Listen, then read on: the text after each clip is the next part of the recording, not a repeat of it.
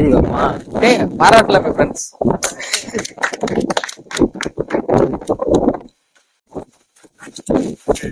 அடுத்து 2